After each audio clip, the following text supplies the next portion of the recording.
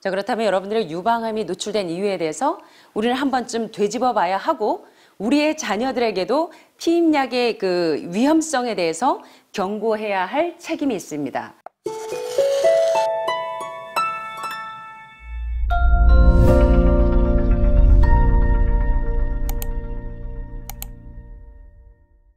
자, 이번 시간에도 이 제목에서 보시면 알겠지만 유방암뿐만 아니라 난소암, 자궁암, 자궁경부암과 같은 부인병 종양에 있어서 여러분들이 쉽게 사용하셨던 피임약이라든가 또는 갱년기 치료제로서 활용되었던 호르몬 대체 치료요법, 이런 것들이 과연 여러분들이 알고 계시는 것처럼 여러분 그 회춘약이라고 하죠.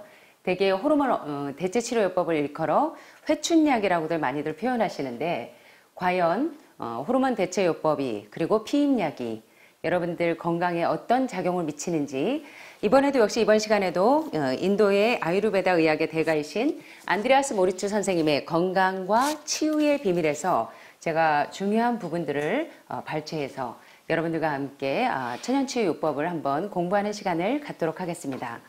자, 1부에서는요, 피임약이 유방암을 일으키는지에 대한 여부를 여러 가지 논문과 학회 보고를 통해서 한번 살펴보도록 하겠습니다. 여기 보시는 것처럼 미국에서만 약 1,500만 명의 여성들이 피임약을 복용하고 있습니다. 한국에서도 마찬가지죠. 많은 대다수의 여성들이 피임약을 한 번쯤은 다 복용해 보셨을 겁니다. 피임약은 원치 않는 임신을 예방하는 가장 쉬운 방법 같지만 사실은 가장 위험한 방법입니다. 자연적인 피임 방법은 최소한 성공률이 같고 비용이 전혀 들지 않지만 좀처럼 공개되지 않죠. 보건당국자들이 피임약의 심각한 부작용을 거듭거듭 경고함에도 불구하고 피임약은 최고의 안전한 피임법으로 간주됩니다. 피임약을 꾸준히 복용하는 여성은 그렇지 않은 여성보다 특별히 혈액순환 장애가 많이 일어나는 순환기에 질환이 있을 수가 있고요. 또 간 기능이 많이 떨어지는 간에 종양이 생기기가 쉽고, 또 간헐적인 두통이 오기가 쉽고, 또 자꾸 마음이 어두워지는 이런 우울증이라든가 심지어는 암에 걸릴 확률이 피임약을 사용하지 않는 여성보다 훨씬 더 높은 비율을 차지하는데요. 피임약을 사용할 때의 위험에 대해서 살펴보면 나이가 들면 들수록 피임약을 사용할 때 우리의 건강을 해치는데, 도표를 보시는 것처럼 30, 40세의 피임약을 복용하는 여성들은 피임약을 비사용하는 사람들보다 30, 40대의 피임약을 복용하는 여성들은 심장마비로 사망할 확률이 무려 3배 정도 도달합니다. 40대가 넘었지만 여전히 피임약을 복용하는 여성은 피임약을 사용하지 않는 여성들에 비해서 고혈압, 고혈당, 고지혈증 같은 상고병에 노출될 위험이 무려 6배가 높습니다. 또한 피임약 비사용자에 비해서 40세가 넘었지만 여전히 피임약을 복용하는 여성들은 뇌졸중, 중풍, 모야모야와 뇌경색과 같은 이러한 질병에 노출될 위험이 4배 이상이 높아집니다. 또 피임약을 사용하지 않는 여성들에 비해서 사용하시는 분들의 복용자들은 혈전증이나 색전증의 위험이 무려 5배 이상이나 높습니다. 자, 그런데 충격적인 보도들이, 기사들이 미국의 여러 신문에서 보도가 됐는데요. 1996년 8월 피임약이 유방암을 일으키는 무엇과 같아? 여러분들의 유방암이 사실은 우리가 젊었을 때 우리 아이를 출산하기 전에 사용했던 피임약이 유방암을 일으키는 시한폭탄과 같다는 충격적인 기사가 여러 신문 기사마다 넘쳐났습니다. 자, 여러 기사들을 한번 캡처해 봤는데요. 자, oral contraceptives and breast cancer risk among younger women.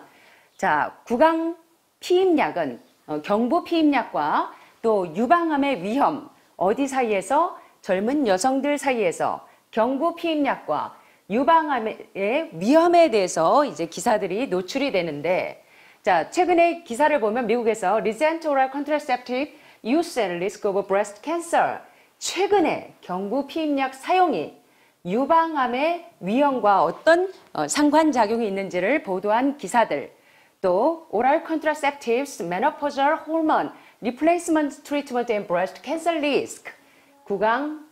이게 뭐예요? 피임약, 경부 피임약과 또는 갱년기, 폐경기의 호르몬 대체 치료와 및 유방암의 위험의 상관관계에 대해서 많은 기사들이 공통적으로 소개하고 있는 내용은 무엇이냐면 결론은 피임약이 유방암을 일으키는 무엇과 같더라?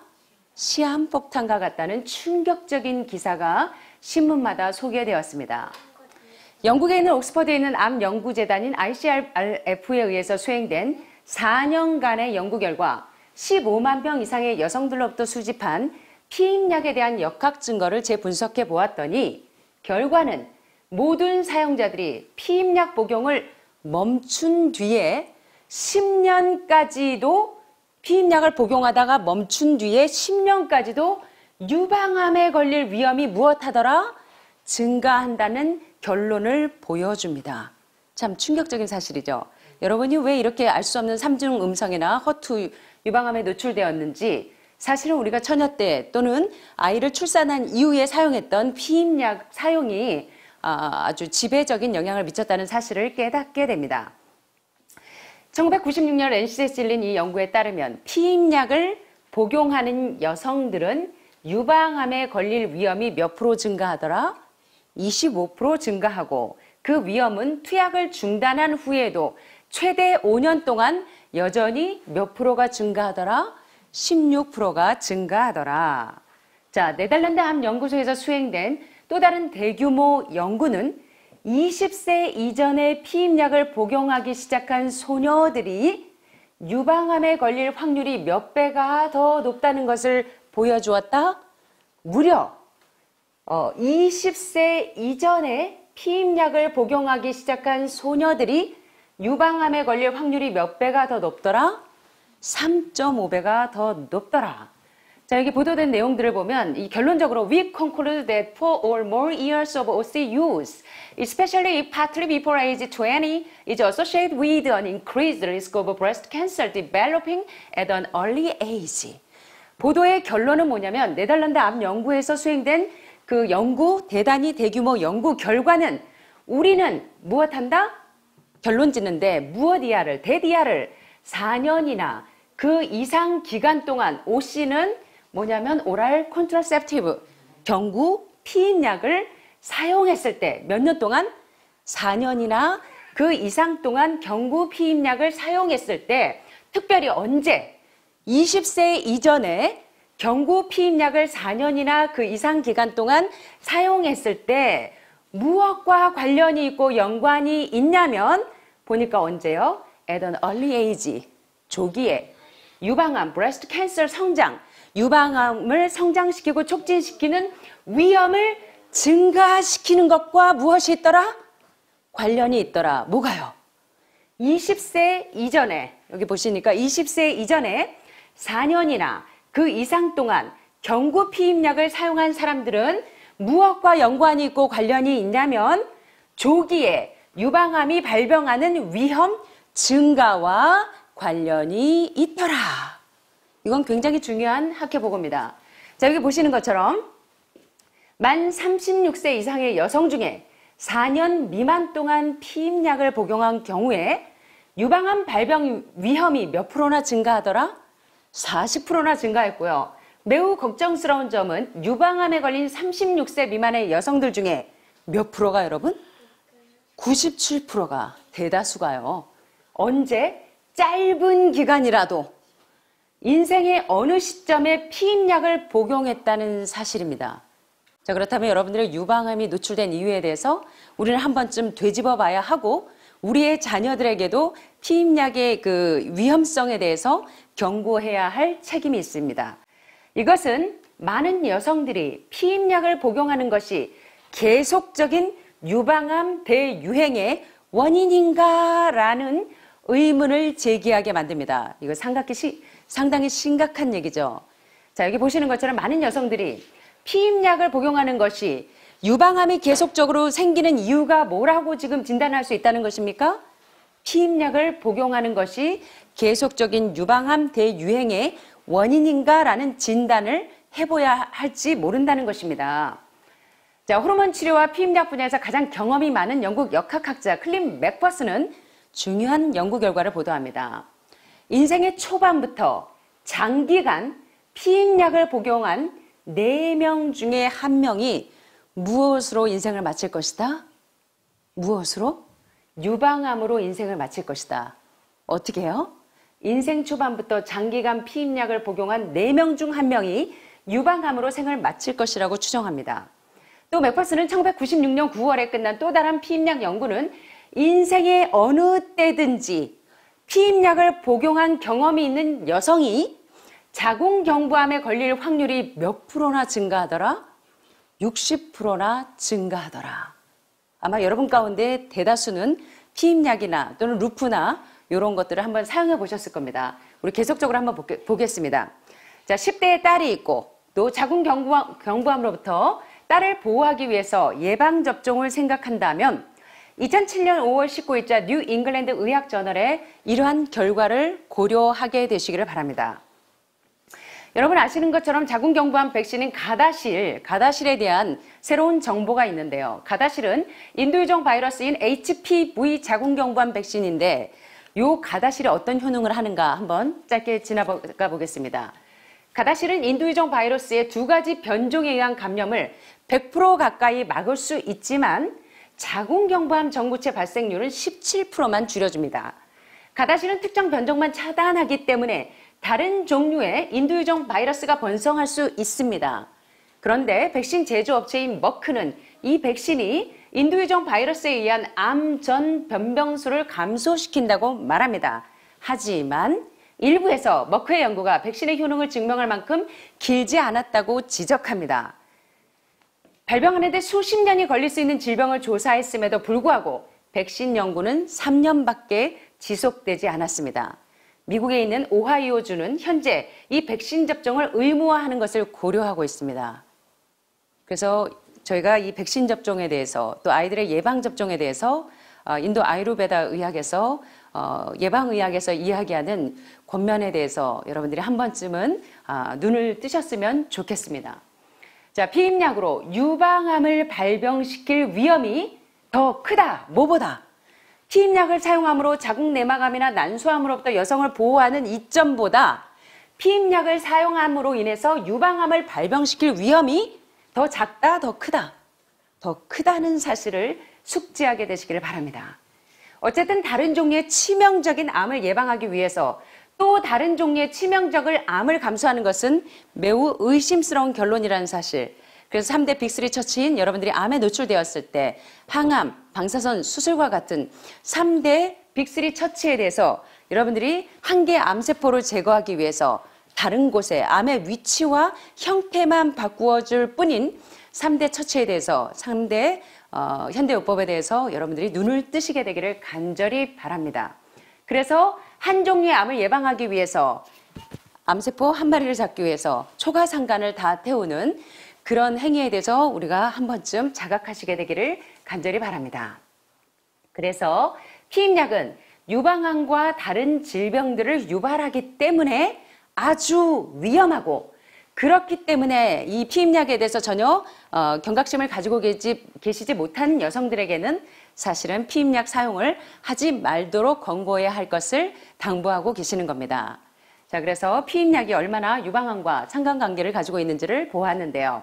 자, 그렇다면 여러분들이 이제 아이들을 다 출산하고 난 이후에 남편분들이 정관 수술을 하시는 경우도 있을 거고 또 콘돔을 사용하시는 분들도 있을 건데요. 자, 여성분들이 주로 많이 하시는 대처요법이 바로 코일이나 루프라고 하는 자궁내 장치 사용하시는 분들이 많은데 제가 공교롭게도 요양원을 한 25년 저희가 운영하면서 느끼는 게 뭐냐면 루프를 끼신 여성들 치고 이 골반에 염증이 없는 분들이 거의 없는 사실을 깨닫게 됩니다.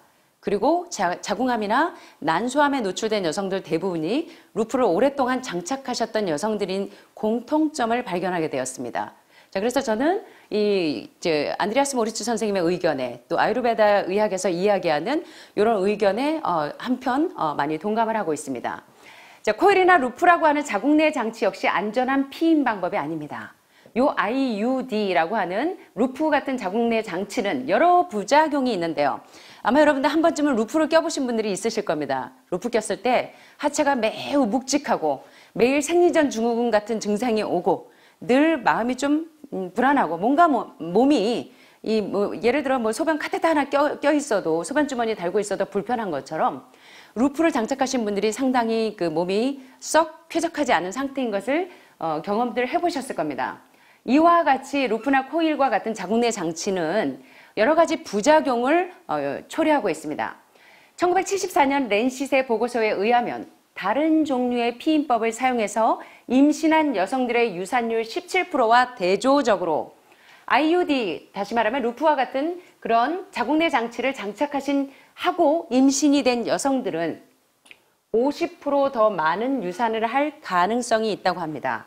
또 루프를 사용하는 사람들 사이에서 골반 염증이 상당히 많이 흔하고요. 또 다른 문제로는 경련이 자주 오고 또 허리에 요통이 많이 있습니다. 그리고 자궁 외에 임신 위험이 있고 자궁이 천공되는 경우가 많고 관성불임 발생률이 증가하기도 하고 피부에 발진이 일어나기도 하고 감염 가능성이 많이 증가하는 사실을 보게 됩니다. 자, 위험한 질병이 아닌 임신을 유방암이나 자궁경부암, 뇌졸중, 혈전증 등의 발병으로 목숨을 잃는 것보다 덜 해로운 것으로 생각하신다면 여러분 집중하시게 되기를 바랍니다.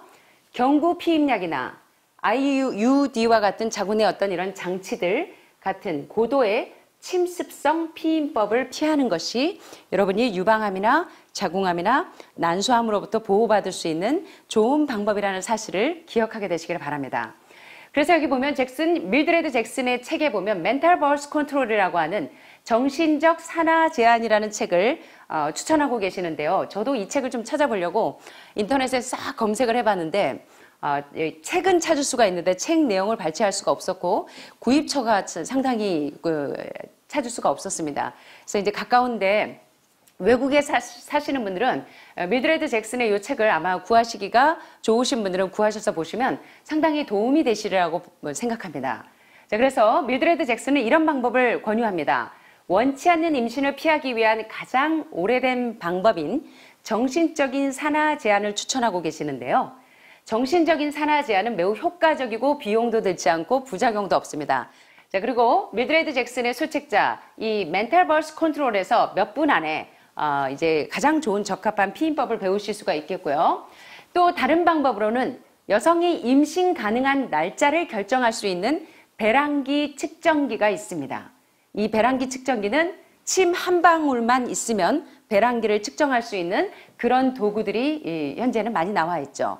또 페르소나라는 또 다른 피임법도 있습니다. 이 페르소나의 컴퓨터화된 작은 장치가 간단한 소변 검사를 통해서 임신이 위험할 수 있는 날들을 여성에게 알려주게 되죠. 페르소나는 지침에 따라서 사용하면 93%에서 95% 정도 안전하게 피임을 할 수가 있기 때문에 이런 페르소나나 또는 이런 배란기 측정기를 활용하시게 되면 안심하고 여러분들이 임신을 피할 수 있는 방법을 배우시게 될 겁니다. 물론 어떤 경우에도 콘돔은 대안으로 남아 있는데요. 또 남성분들이 정관 수술하시는 걸 상당히 어려워하시는데 사실 이제 이런 방법들을 활용하시면 좋겠고요. 대개 지금 이제 여성들이 오랜 기간 동안 4년 이상 피임약을 복용했을 때 또는 생애 어느 시점에 피임약을 복용했을 때 지금 유방암이나 난소암이나 자궁경부암과 어떤 밀접한 상관관계를 가지고 있는지를 살펴보았는데요. 이러한 사실들에 대하여 여러분들이 이제 다 출산 이후이기 때문에 안심하시는 나이라고 할지라도 여러분들의 자녀들이나 사위들이나 우리의 후세대들에게 좋은, 건강에 좋은 피임법들을 잘 지도해 주신다면 아주 유익할 거라고 생각합니다. 감사합니다.